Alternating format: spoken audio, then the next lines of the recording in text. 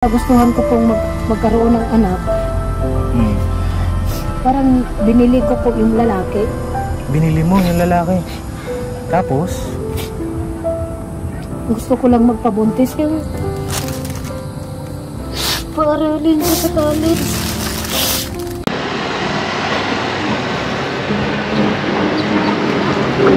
Grabe, te. Kano itong mga gulay mo? Nagsasampo ko tsaka Ben. Tag 10, tag 20. Asan ang tag 10 dyan? Tatapos. Ano ba ito? Ang Gambong tsaka talbos. Tig 10 ito. oh, Saan yung tig 20? hindi ko pa. Ah, ito. Sitaw. Ilan taon ka na, te? 19 po. 19. Parang may tsura si ate, mga kapatid. Eh, ate, nagpa-vlog ako. Kilala mo na ba ako?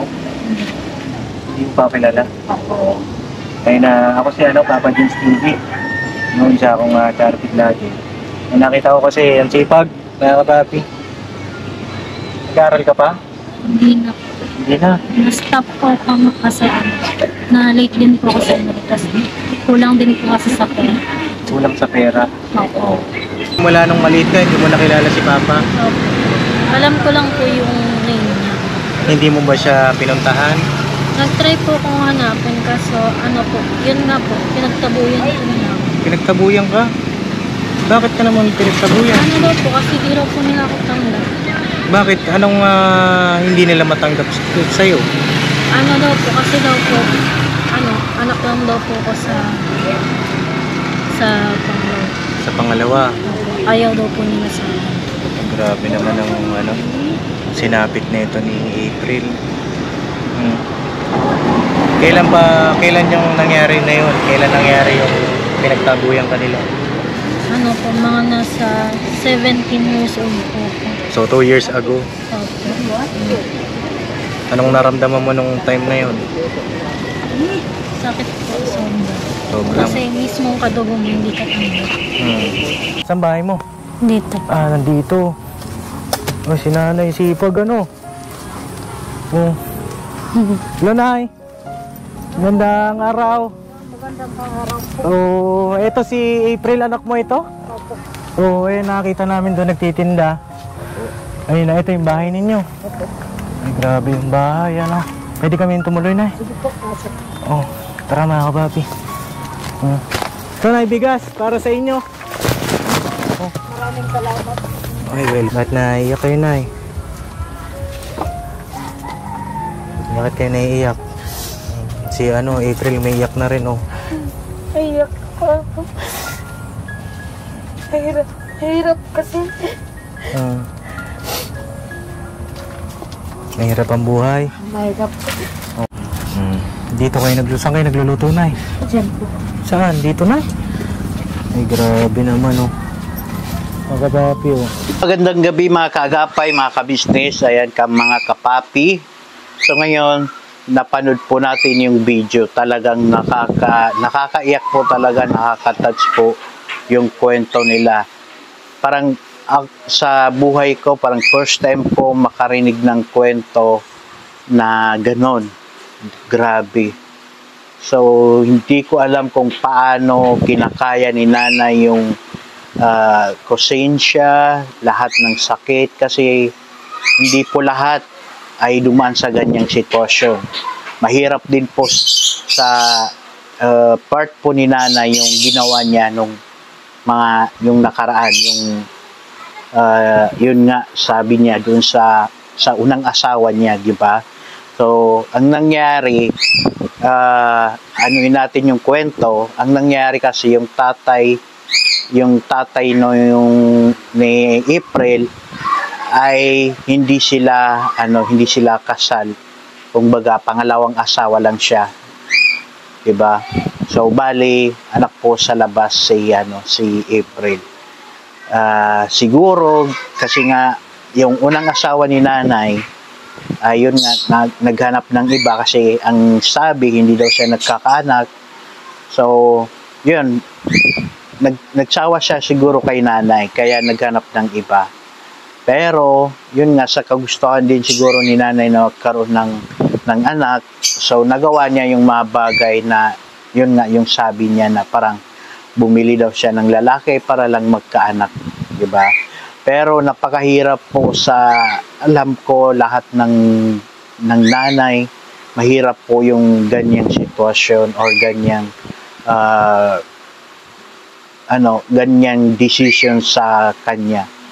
And hindi ko rin alam kung paano din po kinakaya ni April yung ganyang na sitwasyon na yun nga sabi nga niya, hindi siya tinatanggap ng pamilya ng tatay niya kasi nga anak siya sa labas. So alam natin sa mga dito sa ating kultura, dito sa ating mga Pinoy na bihira lang yung tumatanggap sa kumbaga yung anak sa labas.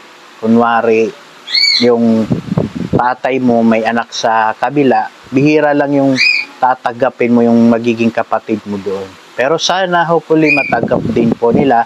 Pero para sa akin pinakamagandang gagawin na lang po ni nanay at ni April at saka yung kapatid niya ay mag-focus na lang po sila sa kanilang buhay.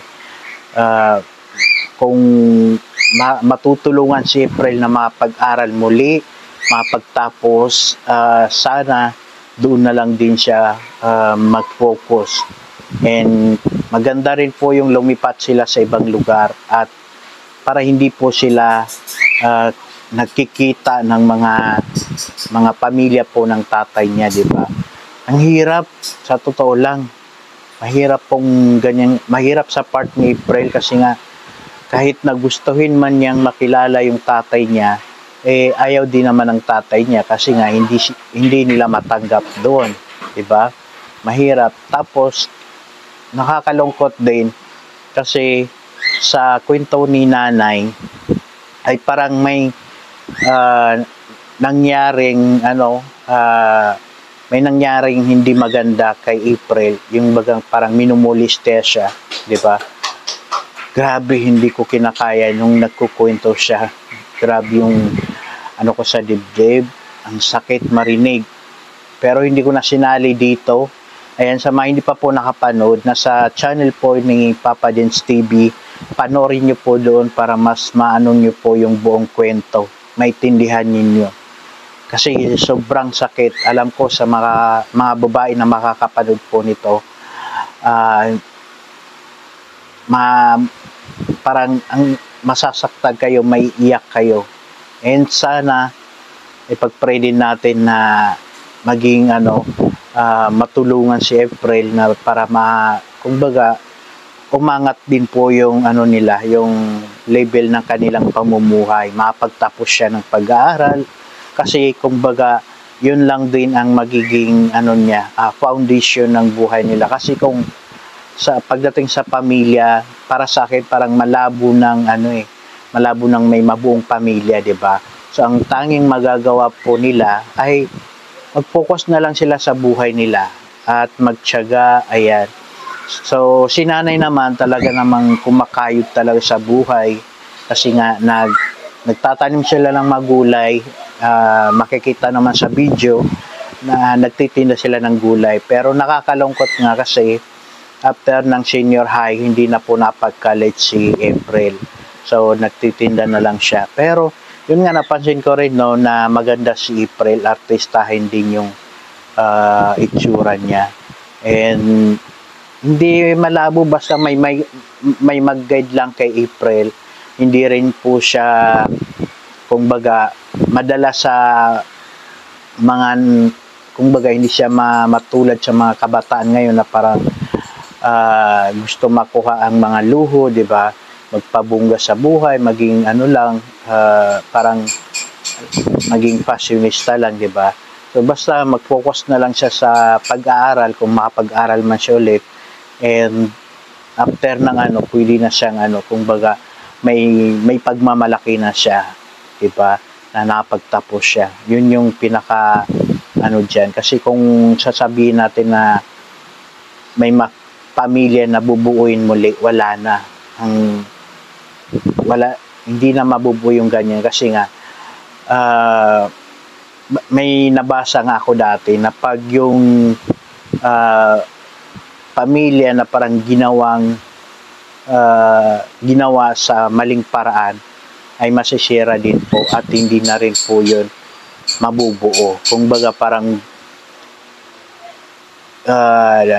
gumawa ka ng mga bagay na hindi maganda, kung baga hindi angkop sa ng Diyos, ay talagang hindi rin maganda yung kalalabasan, di ba? So, hindi naman natin sinasabi na may karma, di ba? So, siguro mga pagsubok lang din yan. Yan yung nakatakdang mangyari sa kanilang buhay. Pero ang tingnan po natin dito, yung magiging maganda yung nila sa hinaharap, di ba? Kasi hindi pa huli ang lahat na kung baga magsimula sila ng pamilya na sila lang din. Kasi balang araw lalaki din po yung pamilya nila na may tatanggap kay April na buong buo, hindi siya huhusgahan, and bubuo sila ng sarili nilang pamilya, di ba? So yun, pag mga kaagapay, mga ka-business, Papa Dins, ayan, mga kapapi, comment down below kung ano din yung masasabi nyo sa mga ganyang sitwasyon. Ano ba yung may papayo nyo pa kay April? Ayan. Sa mga gusto pong panoorin ng buo yung video, panoorin nyo po sa Papa Dins TV. Ayan, para mas maintindihan nyo yung buong kwento po ng pag-usap po nila ni Papa Dins. So, dito na lang po. Maraming salamat po. Pag-suportahan po kaagapay and si Kuya Ka-Business, si Papa Dins TV, at ang Ka-Business family. Ayan. So, maraming salamat po. God bless po.